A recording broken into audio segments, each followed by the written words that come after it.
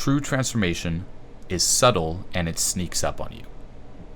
True transformation is subtle and sneaks up on you. Okay? And this is huge.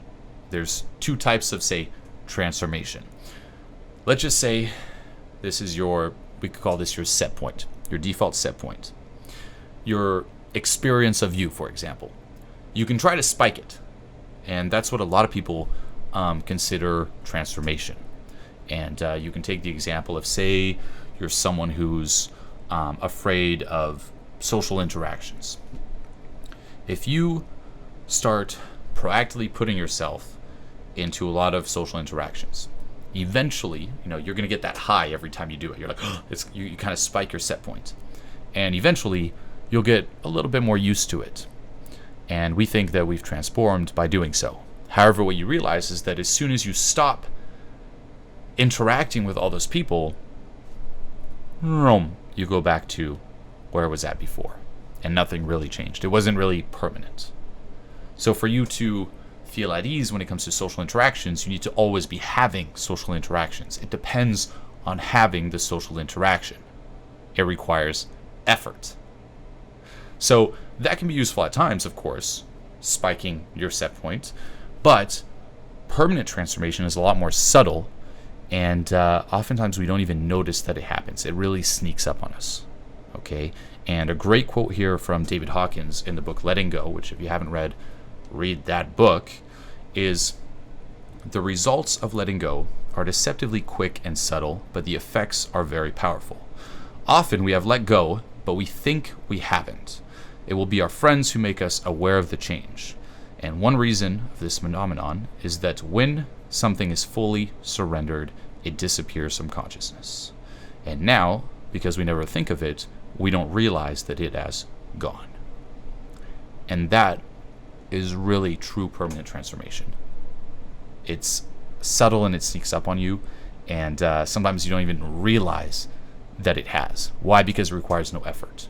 If something requires effort, it's easy to be aware of it.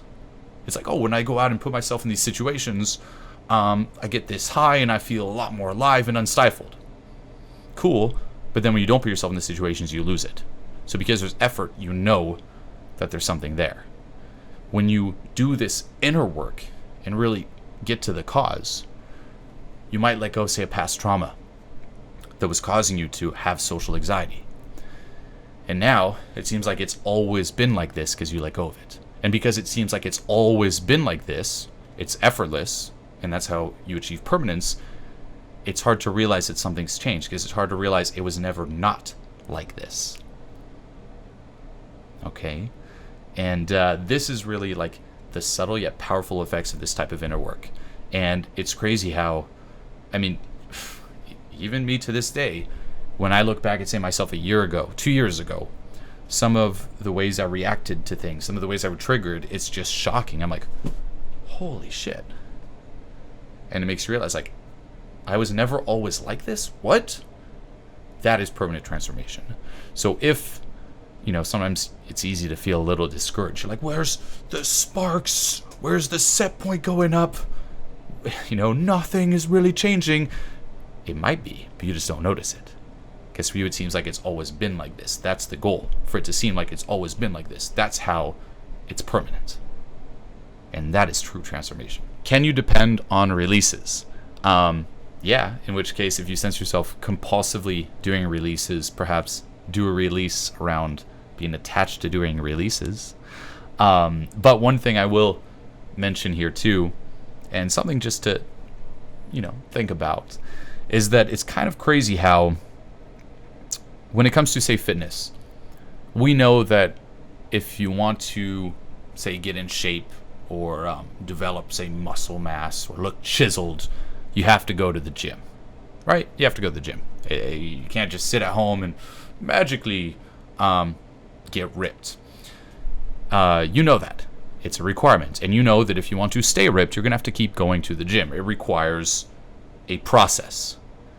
But it's crazy how when it comes to, say, personal development or, self-actualizing, however, as soon as there's like a process, you're like, what? I must keep doing the releases? What? We doubt it and we resist it. That's like someone who's like, I want to get in shape, but wait, I have to keep going to the gym? What? Yeah, I still do the fucking releases. But once more, you can go to the gym out of desperation or inspiration. And that's where it might sneak up on you. If you feel like, oh my God, I'm hooked on the releases, it's desperate, do a release around being hooked on it. But yeah, this process of self-acceptance, of doing releases, that's a way of fucking life. And you could even argue this is like our, natural state. By default, we're just constantly accepting and releasing. But we've kind of lost our way, and no one really taught us how to do this. Instead, they taught us how to hang on, suppress, repress, escape. Are we going to get to a point where we don't need to do any more releases? Well, I'd say to you is like, stop viewing it as necessarily something you do. And as I mentioned earlier, it's like, view it as a way of being. It's like breathing. Why do I have to keep breathing? It's like this whole accepting, like that's living, releasing, accepting, letting go. That's, in my opinion, the natural way to live and go through life.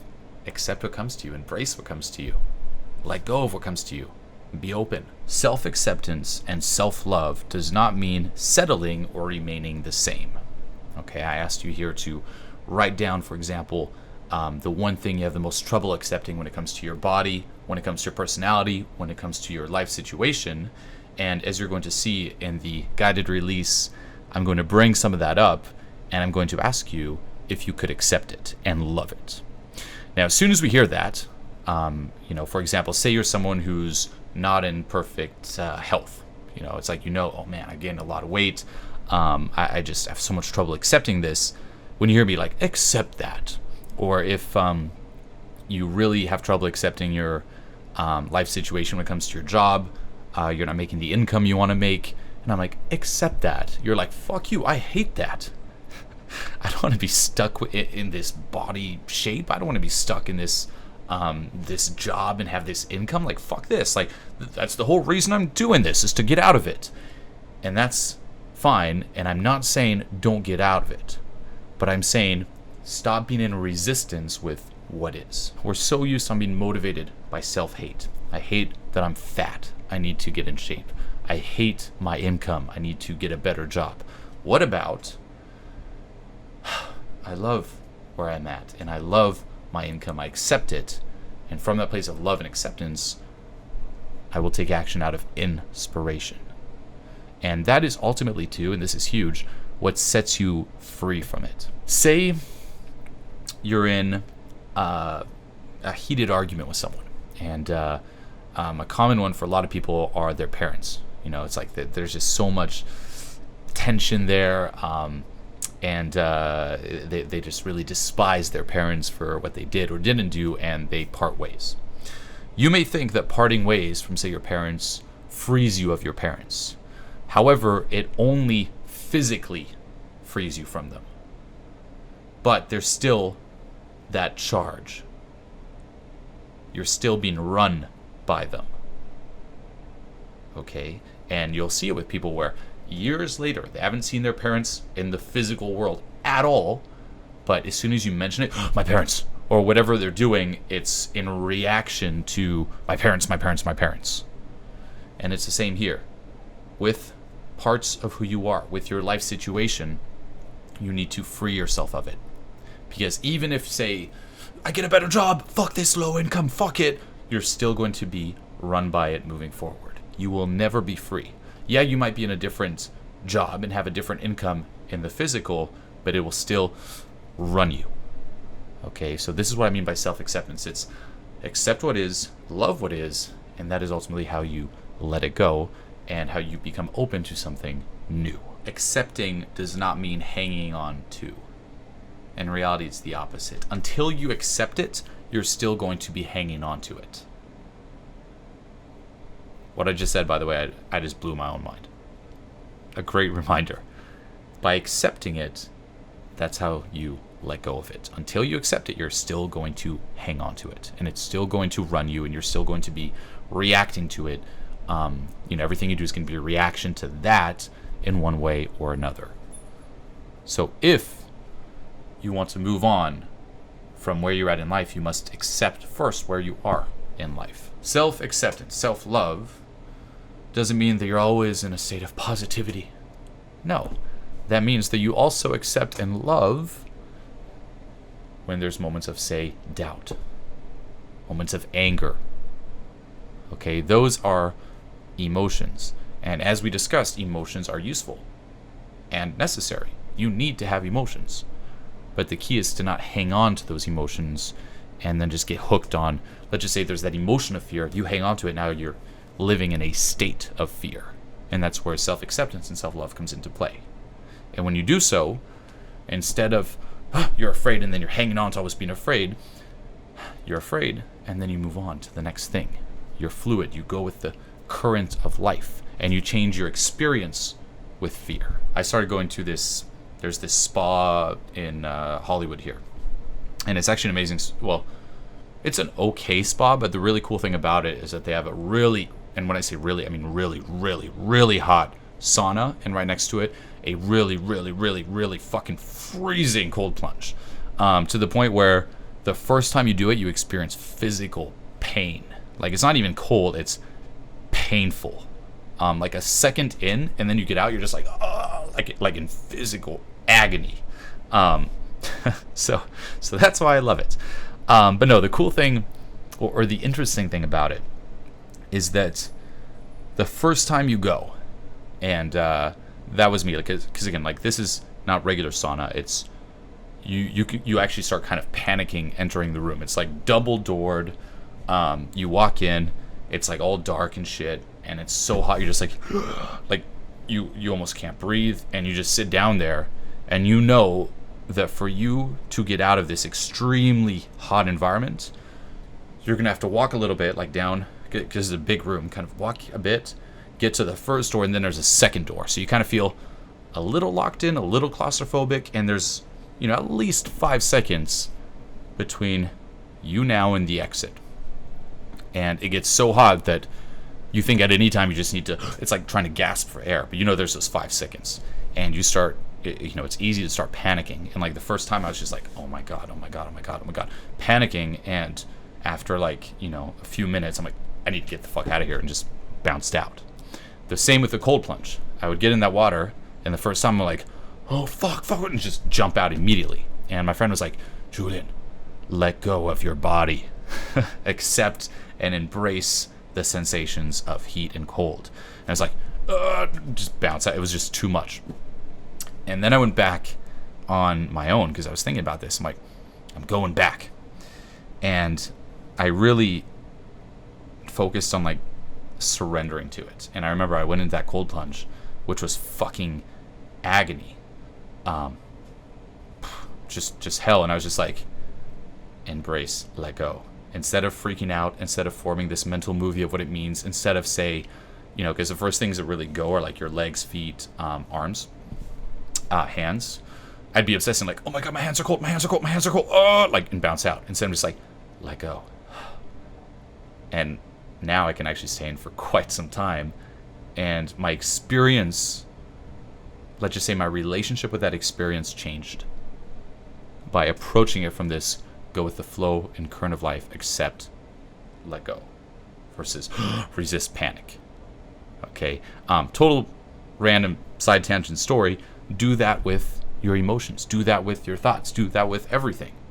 Instead of, oh my god, I'm fucking freaking out, I'm scared, and like hang on to it, give in and then let go. Change your relationship with it all. Transformation equals change of relationship ultimately with the self. Fuck yeah. Yeah, that's really, it's like changing that relationship you have with yourself. You can actually try this one at home. If you have a wall where you live, which I hope you do, try lying on the floor so you're looking up at the ceiling, and then put your legs up against the wall. So you're like forming an L, and try to stay like full on, what is it? Perpendicular in French? I don't know how you'd... Perpendicular? Fuck, that's a word I can't say in English. Perpendicular. A 90-degree angle. And it's going to fucking stretch, most likely, if you're not used to doing this. And see if you can Open up to the experience instead of resisting, freaking out, getting obsessed. Like, how much time has passed? Oh my God, this is going to be horrible. It's horrible. Like, open and change your relationship to the experience. The difference between acceptance and giving up. How to say it?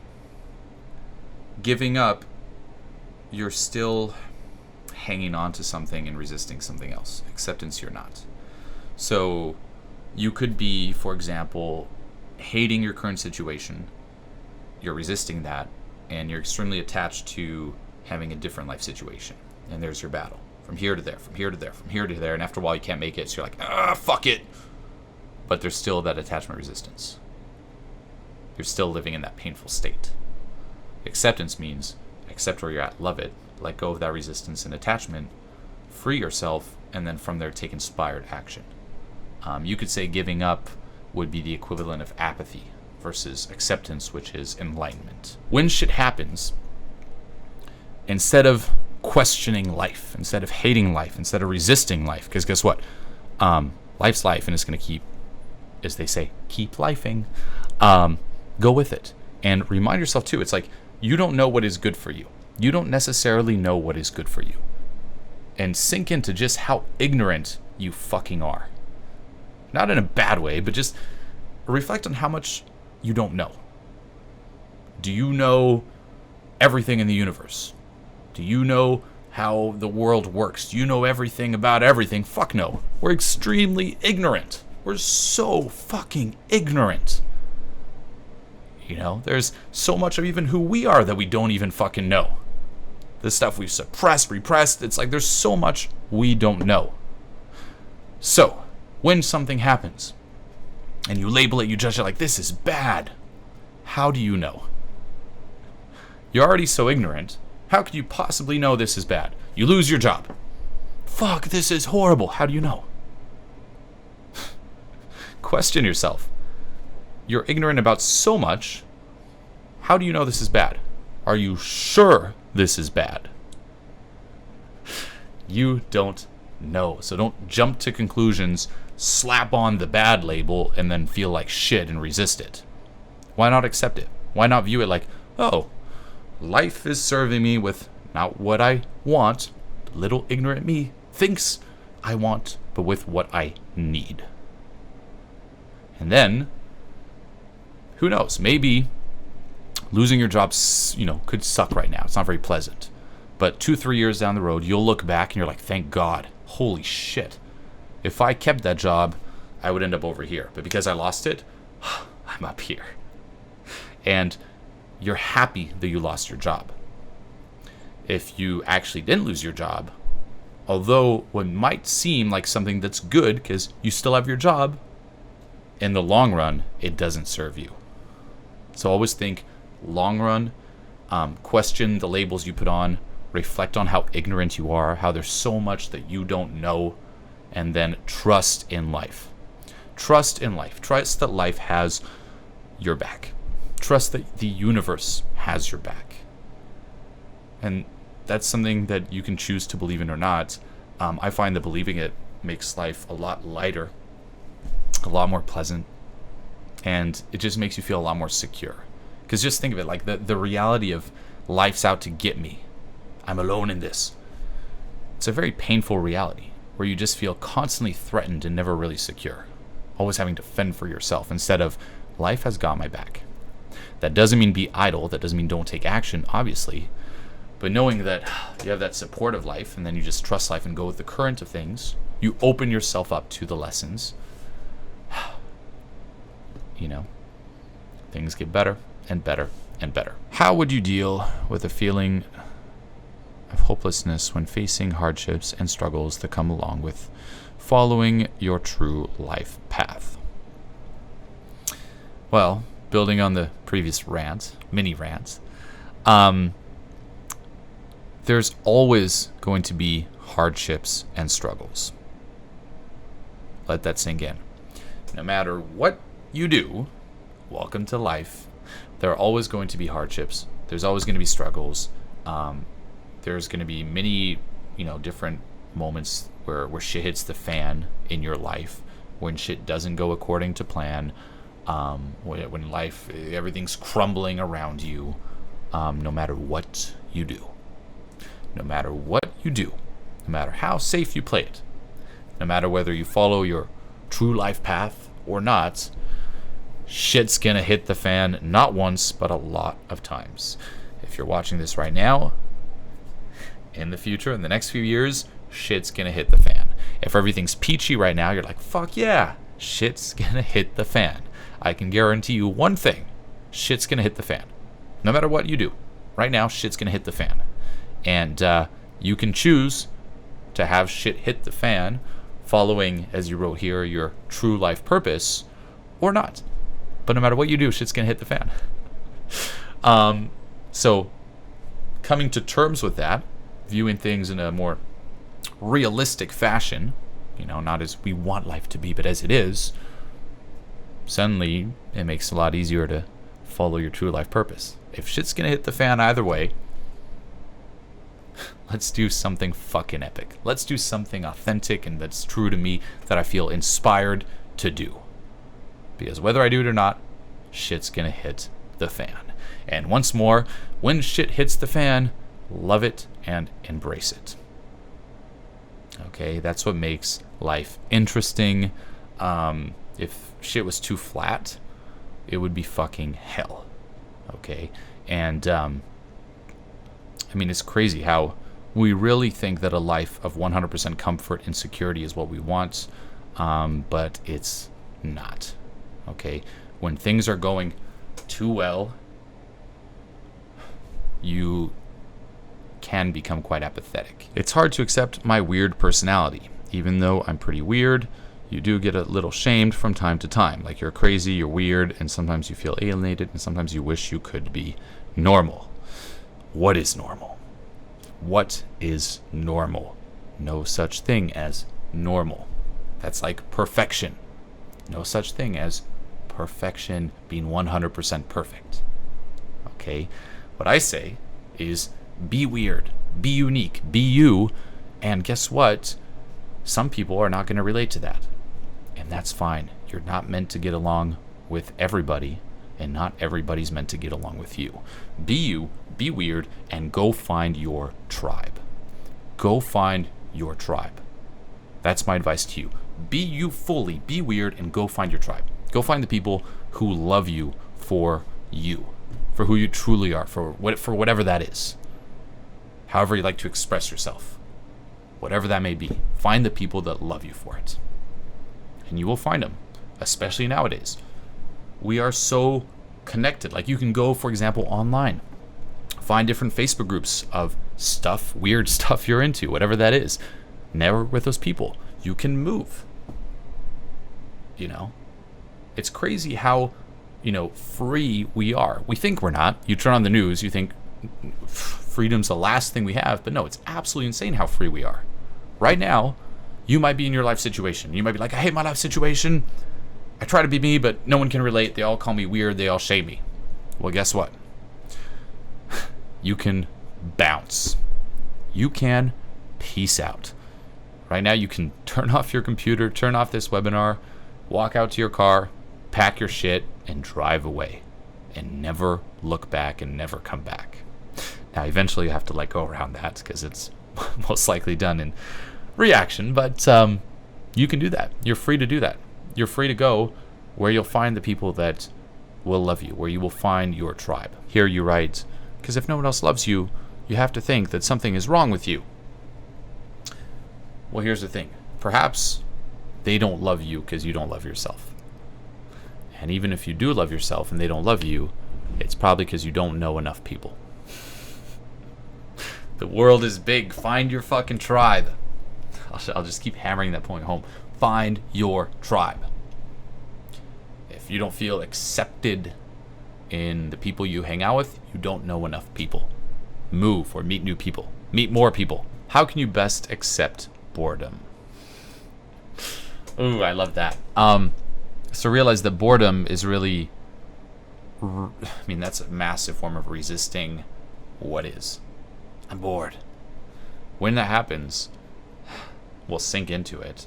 But one thing to ask yourself is, or a way to shift perspectives is, you're alive right now. This is something we all, for some reason, undervalue. Being alive. Since when has being alive not enough?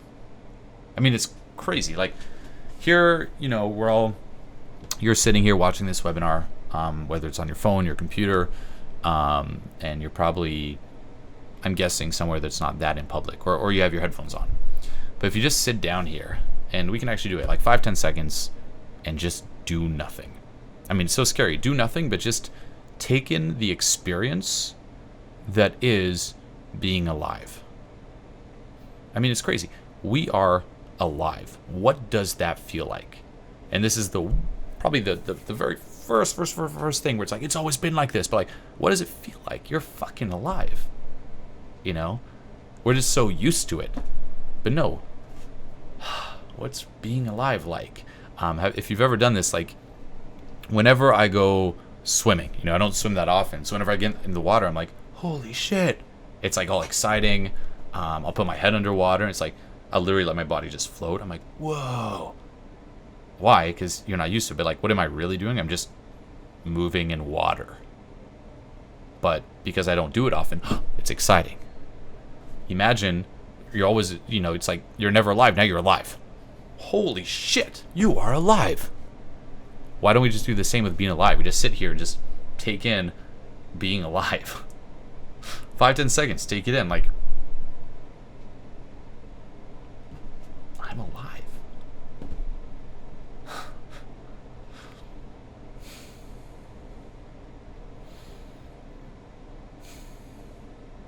The experience of being alive. Next time you're bored, shift your awareness onto that. And there's so much to take in, whether it's internal sensations, the world, stuff around you, details, rekindle that sense of awe. You're like, wow. You don't always have to do something for your life to be meaningful, for your life to be enough. Being alive is more than enough in and of itself. And even when shit hits the fan, it's like, okay, shit's hitting the fan, but I'm alive to experience this. It's the same as when I said we think that finding our purpose and being on our purpose is a solution to all our problems, where now that I'm on my purpose, I'll never have a bad day. No, you're still going to have a bad day, but having a bad day when you're on your purpose beats having an amazing day when you're not on your purpose. The same here. It's like, you're alive.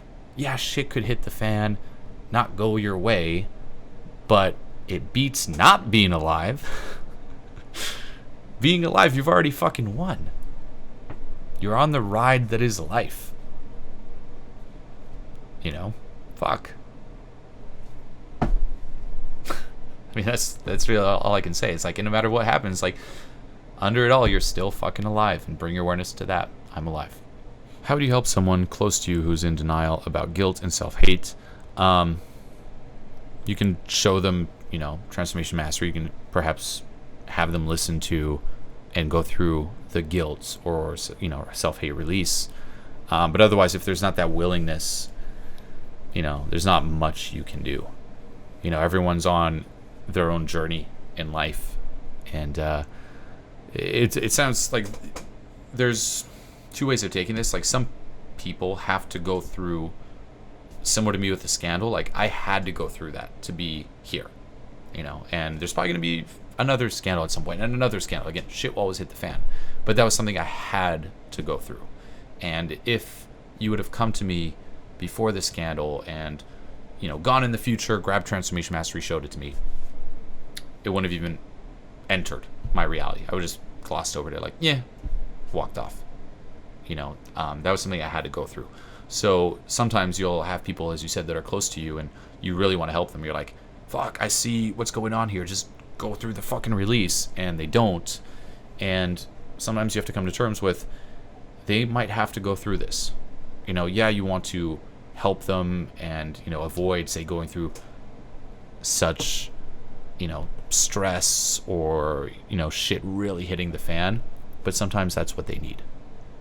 And that's the journey they're on. There was a friend of mine who was drinking a lot. And he went to AA and he had a sponsor. And then he kind of just relapsed and started drinking more. And his sponsor told me and my friend, he was like, he's a friend of a friend, so he told my friend, and my friend told me. The sponsor's advice was, it's like, what do we do to help him? He's like, well, just pray that he hits rock bottom as fast as possible. So help them, put the resources in front of them. You can lead a horse to water, you can't make it drink. Some people have to go through that, and that's part of their journey, that's part of their life. And that doesn't mean that they're stupid or inferior, etc. It's like, that's what they have to go through. And that's another view of the world you could even choose to believe in or not, is that we all come here and we're all going to go through our different journeys and experience different things to learn different lessons that we are meant to learn while we're here, whether you believe in that or not. Now, with this, I will say that it can also be easy to use this as an excuse not to help anyone. Like you see someone in pain and there's something you can do, and they're like, oh, I'm not going to interfere with their journey and what they need. So no, don't use it as an excuse not to help someone. It's a nuanced point, but something to keep in mind. How important do you think optimizing is before letting go? Usually you'll have to basically optimize enough until you have the courage to let go.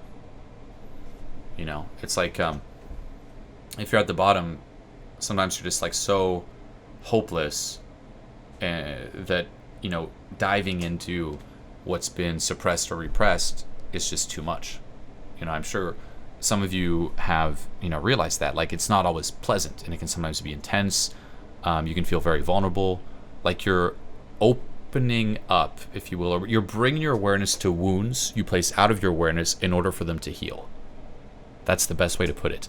You're bringing your awareness to wounds, open wounds, that were placed out of your awareness in order for them to heal. So you have a wound that's open, say a past trauma. You've been telling yourself your entire life, there's no wound, there's no wound, there's no wound, and that's how you cope. To have the courage and willingness to look at it, be like, there is a wound. To feel the wound, it's a lot.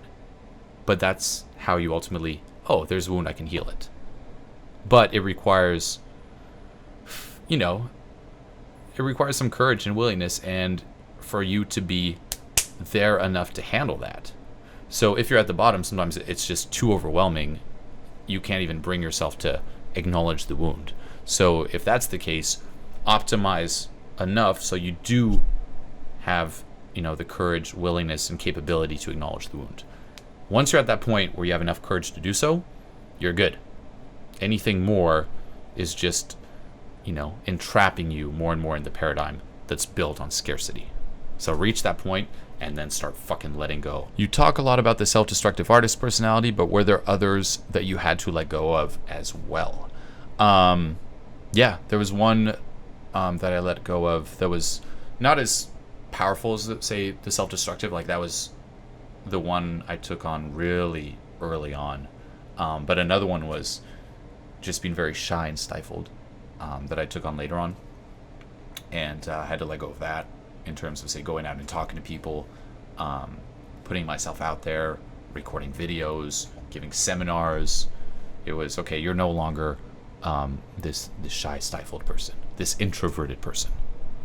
That was one that I identified with a lot, the introverted, shy person, the quiet person. And in some ways, too, I still am part of that to this day, but it's not compulsive anymore. So that was another one. I do see I've changed a lot since starting Transformation Mastery. It manifested with interactions with people around me, yet some people I care about, I go back to myself and can't see it manifest. Yes, those are probably people who still trigger stuff inside of you, Rauf. So amazing. Dive into that.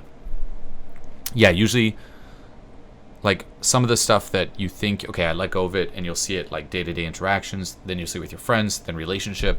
If you really want to test yourself, go hang out with your family. And that's where you're gonna fucking get triggered, or revert back to the character you were playing growing up.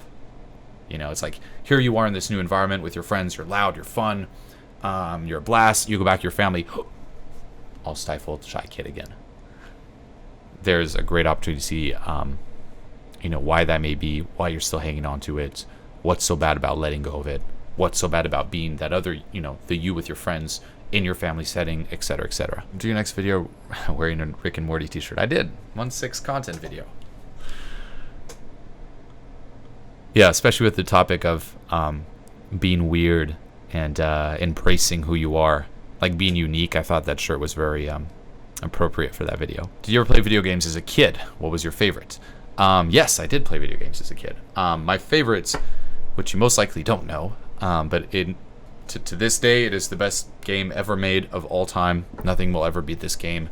It was Alien vs. Predator 2 multiplayer, and I was damn fucking good. Alien vs. Predator 2 multiplayer. This was on old school PCs. If you're watching this and you're a millennial, you've probably never heard about this game or the fact that there was a movie.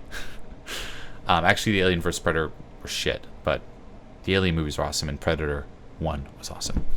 But that game was awesome, and I would play, and it was the first game I really took seriously. And I had a little online, what is it, like a little clan and shit, and we'd like message each other and on MSN Messenger back then, and just jump online and play, and it was really fun actually. It quickly became an escape, but there were times where it was really cool, and I missed that game. Do you ever play Doom or wait? Oh, I just blasted that. Doom or Quake? Yeah, I played, but the old school Doom. It's like super old school, shitty graphic Doom, Duke Nukem, and then I played a little bit of the old school Quake, but Quake 3 was the shit. And this was, I forgot what grade I was. I was a kid in school, and we had like the computer lab, and everyone we all installed Quake there, Quake 3, and we'd all play is it LAN games together? It was really fun.